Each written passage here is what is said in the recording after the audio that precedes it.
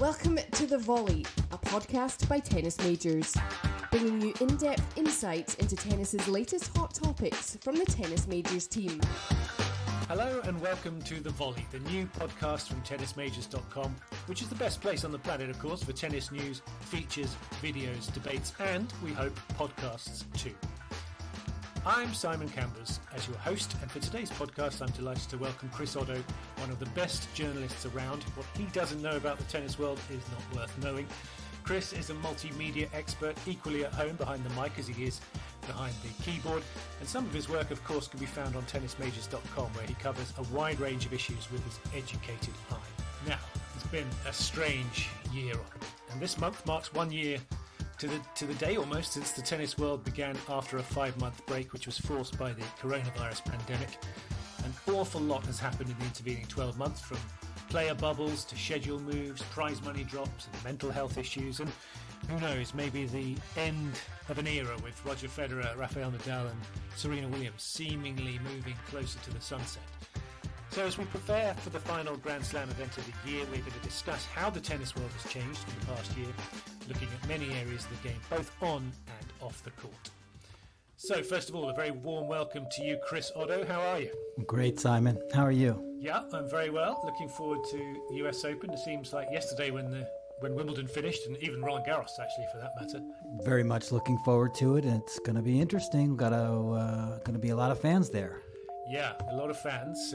Very interesting setup at the US Open. I mean, as many people will know from reading tennismajors.com, the US Open this year is going to be 100% fans, only about 50% media, still very much restricted access for the media to players and coaches in the player areas inside Flushing Meadows. But from a player point of view, I think it'll be a vastly different experience from last year, where, of course, they were cooped up in a very nice way in the executive suites on Arthur Ashe Court, certainly for the top players, and they did a very good job of making them feel at home. But this year it's going to be different. But what a year it's been. It's been crazy, really, to think back to this time last year when the tour began. And maybe, Chris, you can just sort of remind us of what the lay of the land was back in August of 2020. Gosh, it seems like forever ago, right? And the funny thing about it, Simon, is that we're still not out of this pandemic, and we're still don't know really what lies ahead. But I think the one thing that has really stood out to me is the fact that the tours and the governing bodies have been able to somehow manage to keep the game afloat, and it has not been easy. And they've juggled and they've moved tournaments around. In fact, I don't think last year at this time we had any idea what we'd be looking at this year. And now that we finally have the calendar for the rest of the season, it's amazing how it's come together, that we have an Indian Wells happening in October, that we don't have China yet at all on the tour, that so much has changed. And it's been really just such a rapid decay. We lost tennis for several months and now we have it back, but so much has changed, and yet still the game goes on. And I think that is really the one redeeming quality, the really positive in all of this. There's been a lot of chaos. It's been very difficult, but we still march on, and we've still got the Grand Slams going, albeit we did miss Wimbledon last year, and that was devastating for the first time since Wimbledon. But I mean, I guess that's where I'd start, is that it's been a constant state of flux, and it still is at this point. Yeah, and it's been difficult for everybody involved, certainly for tournaments, to try to react to the government, their protocols and the COVID rules that they have to adhere to, which keep changing almost by the day, which keep everybody on their feet. But for players in particular, it's not been an easy time for some of them. You know, dealing with bubbles, dealing with awkward situations that they never dreamed that they would have to be in. Yes, it's great that they've been able to do their job, but for some of them, it's not been easy. Oh, absolutely has been difficult for players to play and to travel in a bubble, to try and avoid getting COVID, which is, as we all know, or can imagine if you haven't been traveling, which I really haven't been. It's difficult to keep away from the virus. And that's why we've seen upwards of 50 or so players come down with COVID, some of them more serious than others. There's been a lot of stress It's been difficult for players to play. I don't think any of them quite feel like they're playing the game they grew up playing and expected to and started to play as a professional. It's been a complete change for them. And I think they've all handled it so well. The fact, again, I come back to the fact that just that we still have such a resemblance of the tour from what it was pre-pandemic is, I think, remarkable. And now as we start to see fans come back in stadiums like we're seeing at the Western and Southern Open in Cincinnati, it feels like, wow, maybe we're coming out of the woods a little bit yet. But yes, it's so difficult on the players. Diego Schwartzman talks about it a lot. He's from Argentina, and he says a lot of the South American players aren't even able to go home this year. Ash Barty's another one from Australia. She's been traveling around the globe, won Wimbledon, then over to Tokyo. Still hasn't gotten home since when? Since the Australian Open in February. So, I mean, this is not easy what they've been able to do. And of course, we'll probably talk about it momentarily. Mental health has definitely been one of the issues we've seen front and center more than ever before. And maybe it's a result of what we've gone through with this pandemic. Yeah, and it's very easy for us and maybe for some sort of casual tennis fans to think, oh, it's all right for these players. They're getting paid loads of money. They can just put up with it. They're lucky. They should count themselves lucky. I mean, I think tennis players do count themselves lucky. You hear that a lot, how fortunate they are to be out there, especially now fans are back. It feels more like a normal tour, but certainly they've all had to go through some very unusual circumstances. As you said, people like Ash Barty, who made that decision after Australia this year, that when she started to be on the road, she wouldn't be back until the end of the year. I mean, she's going to go probably to the end of Indian Wells and then come back after that.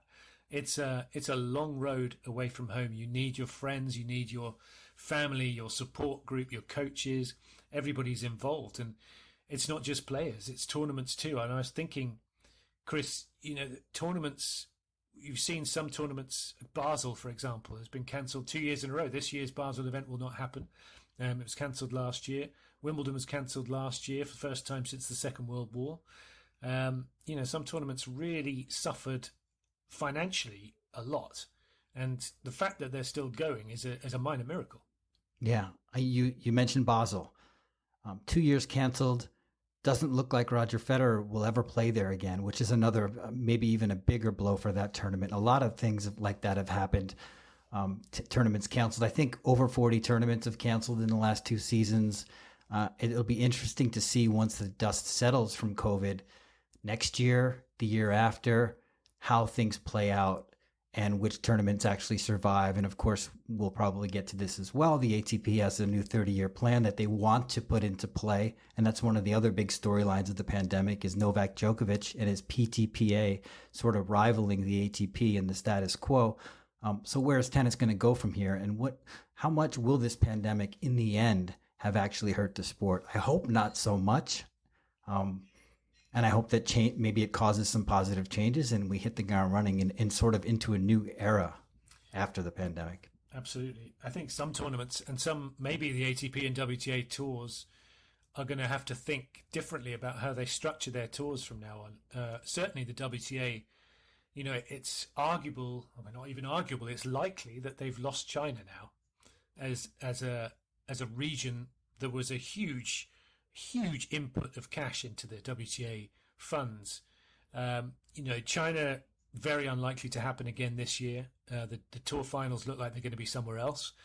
That was putting a huge injection of cash onto the WTA tour. They've lost that now. They're going to have to look elsewhere. It's interesting to see some of these deals that they're doing now with FanDuel, the big fantasy player and bookmaker in the US, as the US opens up to gambling, which of course creates more issues in the sport for tennis integrity and so on.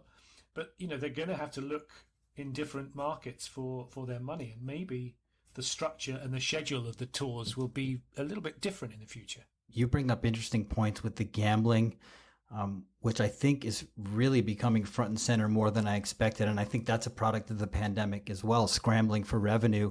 And I think when the WTA announced their deal with Performs in December of last year, I read the press release and the word betting or better was mentioned 5 times. And I said, well, this is something. And then lo and behold, just 2 days ago, or was it even yesterday, that the deal with FanDuel is announced. And I think great that they're able to capitalize on that revenue, which would always be out there and would always be capitalized by someone other than the tours, but bad in the sense that we know how bad gambling is for the sport and the way that the gamblers interact with the players and the mental health issues there. So there's a lot going on in that regard. But what is your take on this, Simon? Do you feel like the sport should be capitalizing on this revenue or looking elsewhere?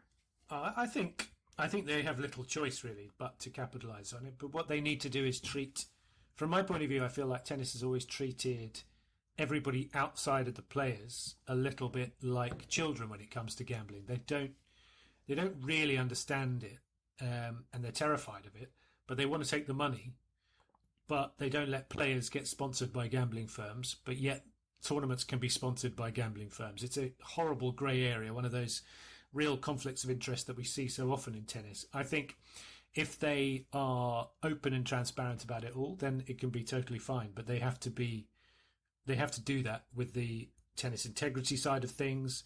They have to work with the bookmakers and make sure that there is very little opportunity for the kind of corruption we've seen at the lower levels of the game in particular in the future. But we'll get to mental health in a moment. But just quickly on prize money, I mentioned it right at the top of the podcast. Prize money at a lot of tournaments has gone down, and players were happy to accept that for a while. But now, a year on, what's the situation with tournaments and what they're able to offer? There's sort of two different stories there, aren't there, Simon? There's the ATP, which is starting to bring money back up because they're starting to get fans back in attendance. And of course, they have a sort of a measuring guide of how much attendance. I think in Cincinnati, they've told the players that they'll look and they'll audit the attendance, and however the figures are, they may be up to 100% prize money, which would be great. As it stands now, it hasn't looked great all season. For instance, if you look at Miami, I think there was $9 million of prize money there in 2019, and this year there was about 4.2 million. So really, prize money's been cut in half. And I saw an interesting tweet last week from Daria Kasatkina when I mentioned that Cincinnati would indeed be raising prize money across the board. She said, well, no, not so fast, only for the ATP. So the WTA, for whatever reason, has not elected to raise their prize money yet. So it suggests that something more could be going on. It hasn't been a good year. You're talking about, it's always been a problem in tennis that we've looked at over the years, which is that the rich are getting rich and the people 50 and lower are struggling, and then even worse for 100 and lower. I think it's gotten worse in some ways during the pandemic, although they have tried to give the more money to lower ranked players, to first round losers and qualifiers. And I think that's been an honorable and pushed by Novak Djokovic and his PTPA. And it's been nice to see that, but still in the end, I think Kasatkina says that in a WTA 250 tournament, break even for singles would be semifinals. And she said a doubles would have to win the title. I don't know what expenses she's calculating or where she comes up with those figures, but if that is the truth, a semifinal and a 250 to break even is not very good. It's a good segue that you make there into the PTPA, the Professional Tennis Players Association, which is this new organisation started up by Novak Djokovic and Vasek Pospisil with the idea of creating a player's voice, basically giving the players their own representation outside of the ATP, or maybe inside it, but away from the ATP, to look after players' interests, potentially to push prize money rises, to try and spread the wealth further down the game. It was launched on the eve of the US Open last year. And what's happened since then? A lot has happened. Some of it maybe not as quickly as we would have liked. I feel like, and maybe you'll agree with me, Simon, I think the PTPA maybe jumped into this a little haphazardly. And it seems like now at Wimbledon, almost a year later, they've started to really kind of get their ducks in a row, so to speak, and they've got things organized a little better. And I think they know what they want to do because the ATP has at first acknowledged them for the first time. And that was a big step in and of itself. And now they sort of know the inner workings of what the 92-page ATP 30-year plan is, and they've decided that they don't really like it so much. They do like some elements of it, but they're having a dialogue and they're working hard to delay the vote on this 30-year plan, which I think is interesting. And there's a lot of interesting things in that 30-year plan that seem it could be potentially great for the game. But Djokovic's organization has not gone away. I think that's number one, and that's an important thing and a good thing. And I like what he's doing because he's advocating for the players to have their own voice, to have their own negotiating to have a piece of the revenue that they find desirable. And also, maybe most importantly, to get some transparency from the ATP as to where the money is, where it's coming from, where it's going. And I think there's a spotlight on the ATP now like there never has been before. And I think they might feel the need to actually release some of this information at some point to the players. It's interesting, isn't it? Because if you took the tour apart, started again, you would definitely have a PTPA style setup for the players, wouldn't you? You would never set up a tour that is half owned by the tournaments, half owned by the players. You can see the immediate conflicts of interest that are likely and have happened over the years. So in many ways, the PTPA makes perfect sense. It seems to struggle for PR to me. It just needs a better communication side of things, not only to show what they're after, but how they're going to go about it, how they plan to take things forward when they're going to talk to the ATP, whether they can work within the ATP structure. It just seems like they haven't really necessarily thought that side of things through. Yeah, I think they tried to do a little bit too much of it themselves. And I think finally, and maybe you'll agree with me, Simon, finally they've enlisted some help. They've got some high-powered attorneys. They've got some PR people working with them now. So I've seen a bit of a change in tone. It seems a little bit more impressive, a little bit more feasible. And I at the heart of things, I think Novak and company, I think they have their heart in the right place. It's just a matter of executing. Yeah, I think from a player's point of view, it must be very frustrating not to really be given the full details of what's being made by tournaments and what's happening. Of course, the pandemic again has changed things slightly because, now players had to accept the fact that they were not going to get as much money from tournaments. But I think as long as they're being told everything, then that's a good thing. And the PTPA, how it takes shape over the next few months and year, and whether the women come on board, Novak and Vasek Pospisil keep talking about, yes, we've spoken to a lot of women. We've got a lot of women signed up, but we haven't really seen any actual facts about that. That would be good to see too. It would be real nice. And it's funny because Godenzi, the head of the ATP, seems to believe that 50-50 governance and partnership is the right way to go, which is you would expect to hear that, right?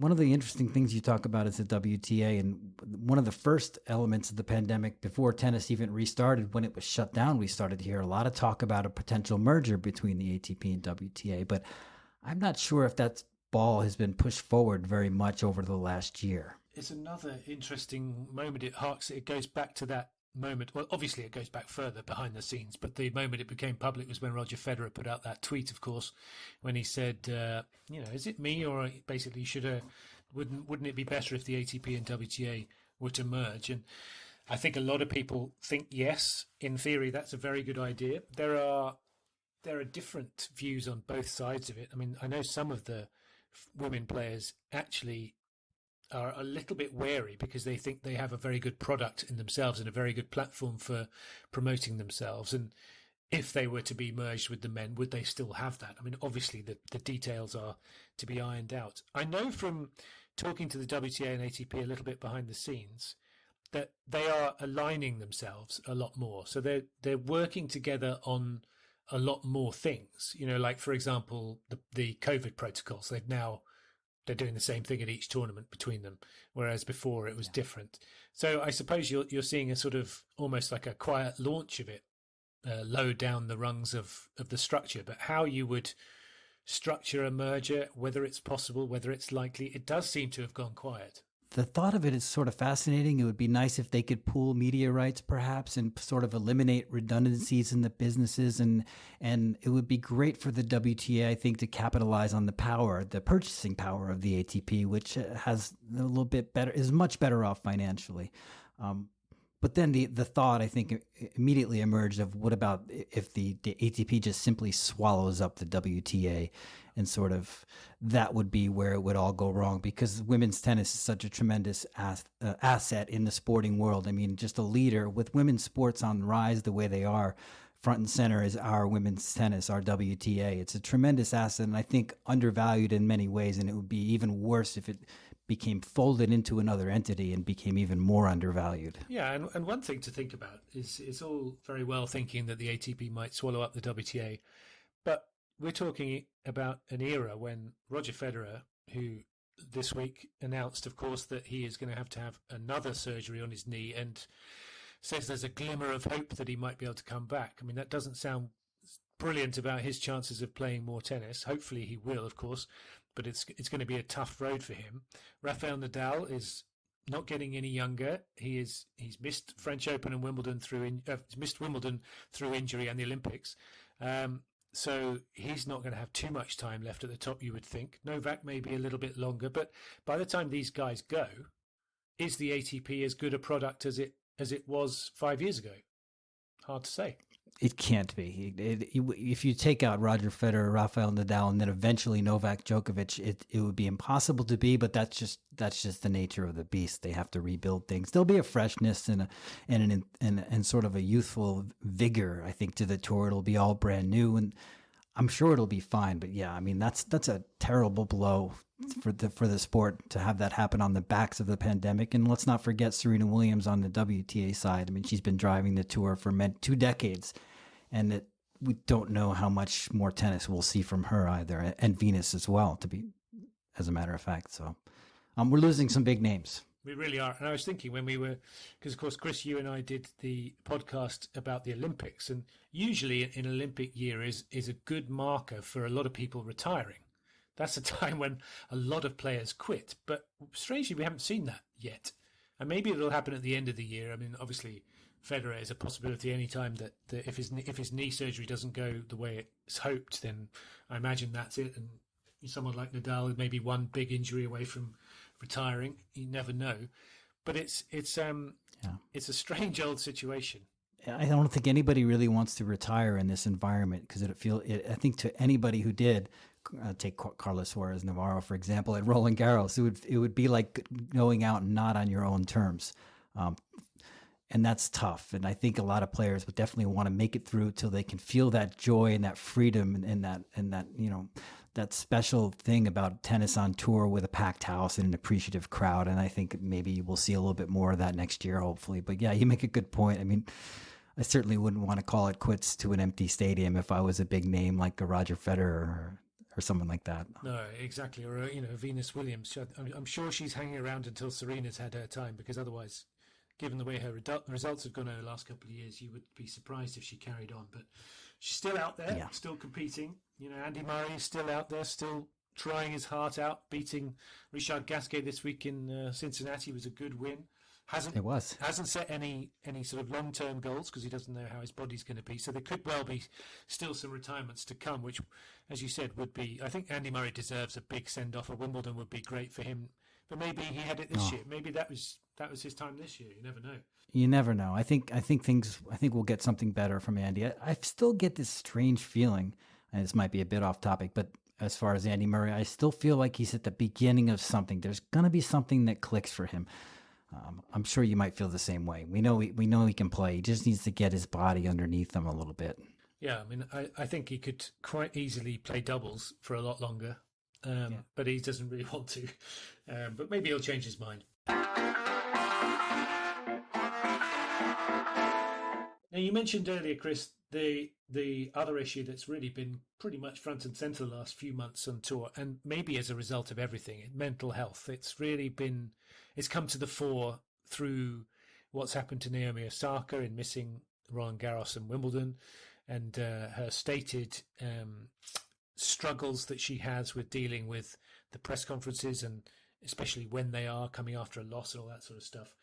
But mental health has really become a bigger issue. It's always been there behind the scenes. And I actually listened to someone the other day in football talking about it and just saying that, in fact, it was Chris Hoy, the cyclist. He was saying it's always been there. In fact, take it back. It was Michael Johnson, the legendary 200, 400 meter runner from the US, who said that it's always been there. We just didn't talk about it because we didn't think it was a right thing to do. We thought it showed weakness. It was not right.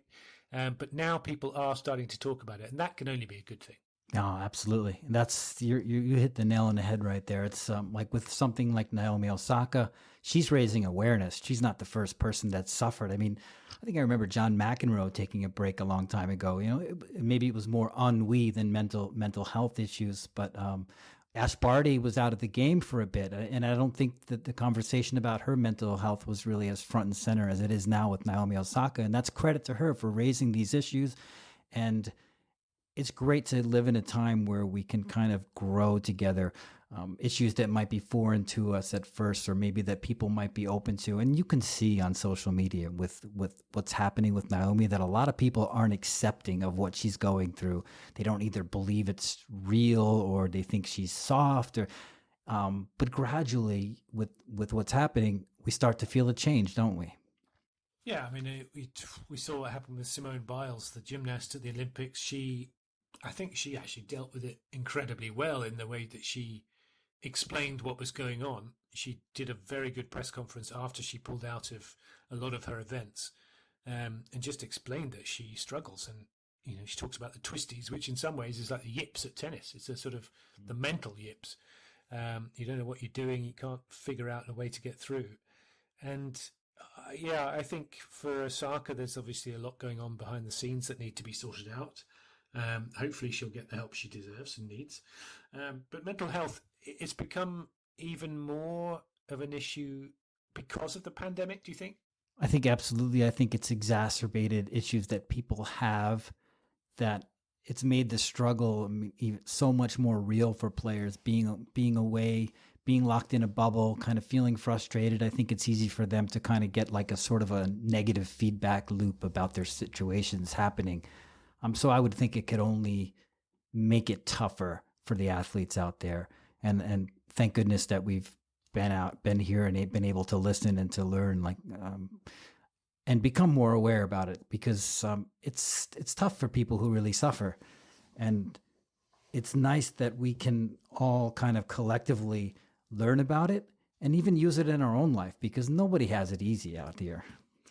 Yeah, absolutely. And the good thing and an important thing to mention is that the tours are working hard to help players with mental health, with the difficulties of even in a normal situation where they have to, get used to life on the road, dealing with maybe only being with one or two people around them and going week to week and losing more often than not, like most players do. Only one person wins every week. There's a lot of losing that goes on, which is a big change from juniors, where a lot of these top players win a lot. So they have to deal with an awful lot of things. I think, being a top level sports person, especially one who travels a lot, is something that's pretty difficult to deal with. Yeah, I think it must be good for players to realize that they don't have to keep it locked inside. I mean, because I don't think there is a sport out there where people are more of an island. They're just out there with themselves basically and their teams forever. And as I said, this pandemic has only made that worse. They're just having these feelings. So it's nice that they can have a vehicle and outlet, whether they do it in public or whether they do it to their sports psychologist or even a friend. It's just good that people are finding ways to deal with it. Yeah, and to know that they're not alone, I think is a really good point, because if they know that they can share their experiences with others and they're happy to talk about it, then it's only going to help in the long run. I tell you one thing, Chris, that hasn't changed in the year is who the world number ones are. Isn't that interesting? Perhaps it's interesting. Yeah, I mean, it's funny that we've gone through this whole pandemic, but we still managed to have incredible storylines. I mean, Novak Djokovic, as the head of the PTPA, is still this juggernaut that has won the last 3 Grand Slams, was bidding for the Golden Slam, fell short there, but will head to New York trying to match Rod Laver and become the first man to win the calendar year Grand Slam since '69. That's just remarkable how much he's been able to do in difficult situations. So there's been some bright spots, and Ash Barty, as you mentioned, still on top of the game and winning Wimbledon. That was just a tremendous emotional moment for the sport. And those are just 2 of many. And as we mentioned at the beginning of the show, the sport has marched on, the memories have happened, the great tennis has been played. It's really been a testament to the fortitude of the sport itself and the players that play the game at the elite level. Yeah, I think, and you think some of the moments of the year, like Roger Federer playing in front of no one at Roland Garros and fighting like a 20-year-old to get past his German opponent to get through. That was remarkable. That was intense, right? We're going to look back on that match, I think, in the years to come. That was a gut-wrenching match. Yeah, it was. And there have been lots more over the year, and I think you're right. The standard of play has been very good. The application of players has been exceptional, and they've really dealt with what's happened to the world very well. And yep, they're lucky to do their jobs, and we keep coming back to that. Some people are not as lucky. A lot is going on in the world right now that is not great, but for tennis players, at least they're out there. And they're fighting it, and hopefully the next year will be a little bit better. How do you think it plays out, Simon, if I may ask you, in the next couple of years, in terms of getting the economics of the sport back online, getting the PTPA and the ATP kind of on the same page? Do you think it's more status quo and stays the way it is, or do you think we see some changes brought about by this pandemic? I think the pandemic's probably exacerbated the speed, or enhanced or accelerated things a little bit in terms of PTPA and that kind of side of the game. I think there need to be some changes, more sort of global changes. We're talking global warming a lot right now, aren't we, of course? And in some stage, there has to be a way to create a tour, or maybe a number of tours, that the players don't have to travel so much by air. You know, they should be able to go for 3 or 4 months by train and, maybe not car, or electric car would be better, but, by sustainable transport, instead of having to fly crisscrossing back across the universe using private jets for the big guns. None of that is necessary. There must be a way of doing it better. And I know the ATP are looking at that. I'm sure the WTA are too. It's obviously an enormously difficult thing to do, with tournaments owning their own, sites and contracts and all that sort of stuff. But that has to be a bigger picture as we go forward. I love that, Simon. That's the elephant in the room. The global footprint of tennis is not pretty, right? So much travel, so many people.